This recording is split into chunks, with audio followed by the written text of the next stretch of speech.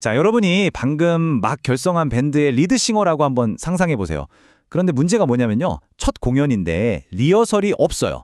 그것도 아주 까다로운 관객들 앞에서 생방송으로 진행됩니다. 오늘 이야기에서는요. 특히 치과 원장님 같은 리더들이 매일 겪는 이 아슬아슬한 무대에 대해 한번 들여다볼 거예요. 그리고 이 엄청난 압박감을 어떻게 관리할 수 있는지 그 방법을 한번 같이 찾아보겠습니다. 네, 바로 이런 상황인 거죠. 여러분은 그냥 노래만 부르는 보컬이 아니에요. 모든 걸 책임지는 총감독이기도 합니다. 우리 직원들은 밴드 멤버, 그러니까 기타리스트, 베이시스트, 드러머인 셈이고요. 그리고 환자분들은 이분들이 바로 우리 음악을 듣는 관객이자 우리의 모든 손짓, 표정 하나하나를 평가하는 심사위원인 겁니다. 무대의 모든 시선과 압박감이 오롯이 나에게 쏟아지는 거죠. 이게 진짜 가장 큰 문제예요. 보통 밴드라면 같이 합주도 해보고 손발을 맞춰보잖아요. 그런데 우리는 그럴 수가 없어요. 그냥 이력서만 보고 팀원을 뽑아야 하는 거죠. 이 사람이 연주를 얼마나 잘하는지, 박자는 잘 맞추는지 들어볼 기회도 없이 그냥 바로 무대에 서야 하는 거예요. 막이 오르자마자 첫 공연이 그렇게 라이브로 시작되는 겁니다. 자, 그럼 이 라이브 공연이 얼마나 엉망이 될 수 있는지 한번 생생하게 그려볼까요? 이게 사실 많은 리더들이 매일같이 겪는 그 답답함, 그 좌절감의 축소판이라고 할 수 있습니다. 자, 이제 노래가 시작됐어요. 감정을 딱 잡고 노래를 부르는데 어라? 기타가 미묘하게 다른 코드를 짚어요. 그럼 그 순간 노래를 하던 내 표정이 딱딱하게 굳어버리는 거죠. 아, 틀렸는데. 속으로 생각하면서 애써 태어난 척 기타리스트에게 눈치를 주지만 정작 본인은 뭐가 문제인지 전혀 모르는 표정이에요. 답답하죠. 속으로 막 이런 생각이 들어요. 아니, 내가 분명히 사전에 체크하라고 몇 번을 말했는데 짜증이 확 치밀어 오르죠. 근데 베이스 연주자는 자기 연주에 쉼취해서 그런지 아무것도 모르는 것 같아요. 노래는 계속 해야겠고 마음 같아서는 당장 달려가서 저 앰프 볼륨을 내가 줄이고 싶은 그런 충동에 휩싸입니다. 설상가상으로 이 노래에서 가장 섬세한 감정 표현이 필요한 부분이 있잖아요. 바로 거기서 드럼 비트가 막 흔들리기 시작합니다. 공연의 하이라이트가 완전히 엉망이 되는 순간이죠. 이때는 정말 분노가 머리끝까지 차오릅니다. 거의 패닉 상태 직전까지 가는 거죠. 그러니까 핵심은 바로 이거예요. 이 모든 난리통 속에서도 나는 공연을 멈출 수가 없어요. 잠깐만요 하고 팀원들을 하나하나 바로잡아줄 수가 없다는 거죠. 왜냐? 관객, 즉 환자가 모든 걸 지켜보고 있잖아요. 그래서 나는 내 파트를 완벽하게 아무 일 없다는 듯이 소화해야만 합니다. 결국 어떻게든 첫 곡이 끝났어요. 그런데 남는 건 깊은 고립감뿐입니다. 팀원들은 내가 왜 그렇게 표정이 안 좋았는지 이해를 못하고 관객들도 그냥 오늘 컨디션이 별론가? 하고 생각할 뿐이죠. 결국 이 무거운 짐을 나 혼자 짊어지고 누구에게도 이해받지 못하는 상황에 놓이게 되는 겁니다. 자, 이렇게 밖에서 벌어지는 혼돈은 결국 어디로 갈까요? 맞습니다. 바로 우리 내면의 문제로 이어집니다. 표현되지 못한 채 차곡차곡 쌓여가는 이 위험한 부정적 감정들. 우리는 이걸 화라고 부를 겁니다. 여기서 말하는 화는요, 우리가 흔히 생각하는 것처럼 막 소리 지르고 폭발하는 그런 분노만을 뜻하는 게 아니에요. 이건 훨씬 더 넓은 개념입니다. 마음속에서 조용히 쌓이는 모든 종류의 부정적인 감정, 그걸 전부 합쳐서 화라고 보는 거죠. 화에는 정말 다양한 얼굴이 있어요. 그냥 좀 언짢은 거, 마음이 조급해지는 거, 저 사람은 왜 저럴까? 하고 의심하거나 단정하는 마음, 또 좌절감이나 원망 같은 것들까지요.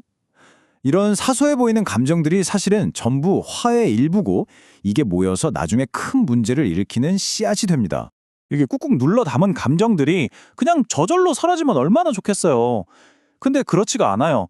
며칠, 몇 주, 몇 달에 걸쳐서 마치 먼지처럼 차곡차곡 쌓입니다.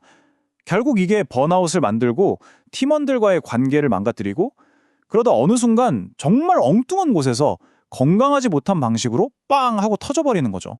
그럼 이걸 어떻게 해야 할까요? 그냥 쌓아두기만 할 순 없잖아요. 마치 우리 밴드의 악기를 조율하듯이 이 화가 통제 불능 상태가 되기 전에 잘 관리할 방법은 없을까요? 있습니다. 지금부터 아주 실용적인 단계별 관리 시스템, 일종의 도구 상자를 열어보겠습니다. 이 화 스케일을 산불에 비유하면 이해가 아주 쉬워요. 핵심은 뭐냐? 바로 작은 불꽃 단계일 때, 그러니까 레벨 1에서 3 사이일 때 초기에 진화하는 겁니다. 걷잡을 수 없는 대형 산불이 돼서 온 산을 다 태우기 전에 빨리 관리하는 게 무엇보다 중요하죠. 자, 이렇게 낮은 수준의 좌절감, 작은 불꽃 같은 화해는요, 즉각적이고 체계적이면서 감정을 섞지 않은 피드백이 아주 효과적입니다.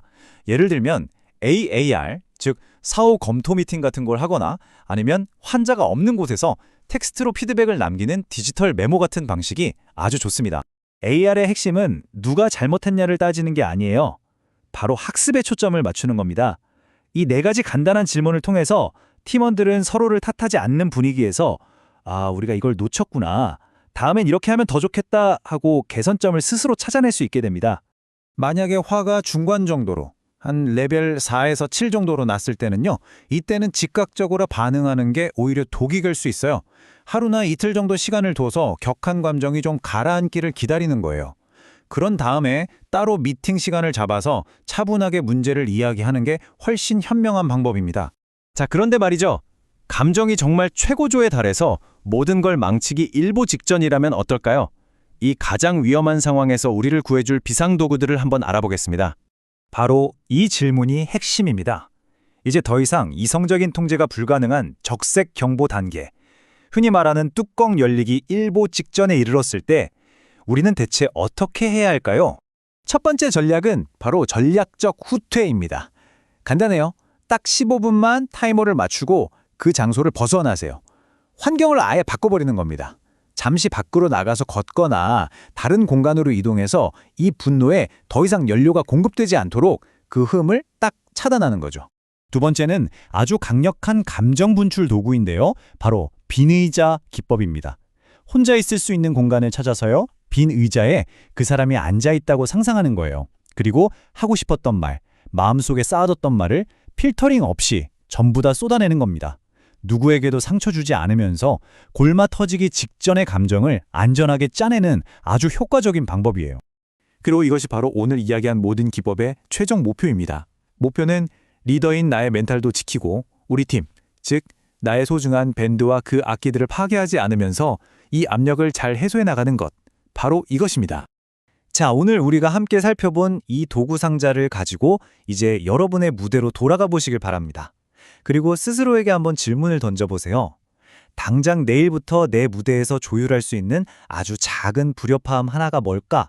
그걸 찾아서 오늘 배운 도구들을 한번 적용해보는 건 어떨까요? 작은 변화가 분명 전체 공연의 퀄리티를 바꿀 수 있을 겁니다.